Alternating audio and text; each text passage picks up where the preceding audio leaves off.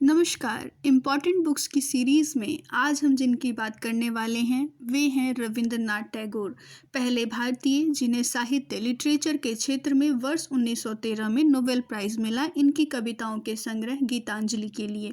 तो यहीं से शुरू करते हैं इस शॉर्ट वीडियो को कविताओं से। पोइट्री में जो इनकी आपको याद रखना है वे हैं गीतांजलि, जो कि एक कविता का संग्रह है, और सोनार तोरी। इसे आपको ज़्यादा ध्यान रखना है, ये परीक्षाओं में पूछी जाती हैं। जिन्हें भी मैं अंडरलाइन कर रही हूँ वो अति महत्वपूर्ण है।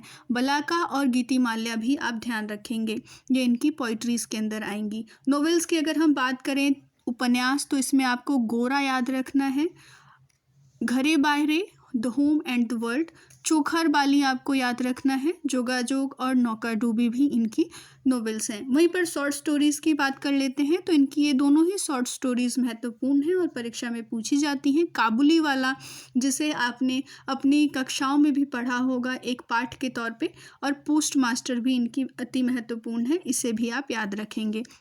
अब बात कर लेते हैं हम कुछ प्लेस की, इनके द्वारा लिखे हुए नाटक की। तो डाकघर इनका नाटक है जो महत्वपूर्ण है, आप इसे याद रखेंगे। द पोस्ट ऑफिस, मुक्तधारा और चित्रांगदा इनकी इम्पॉर्टेंट प्ले है एक, तो आप इसे याद रखेंगे। अब हम बात कर लेते हैं सॉन्ग्स की। तो देखिए, रविंद्रनाथ टैगोर ऐसे पहले कवि हम कह सकते हैं जिनकी दो रचनाएं हैं और दोनों ही दो देशों का राष्ट्रगान है आज के समय में।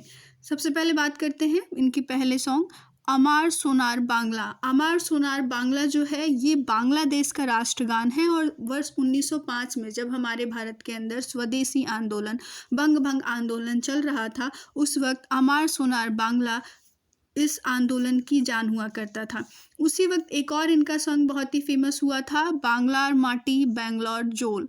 तो ये भी आपको याद रखना होगा, ठीक है। तो ये दोनों आप याद रखेंगे। एकला चलो रे, जिससे महात्मा गांधी बहुत ज़्यादा प्रेरित हुए थे और उन्हें ये काफ़ी पसंद था, ये भी इन्हीं का सॉन्ग है। और बात कर लेते हैं अब जन गण मन की। वर्ष 1911 में इन्होंने जन गण मन की रचना की थी, जो आज के समय हमारे भारत का राष्ट्रगान है।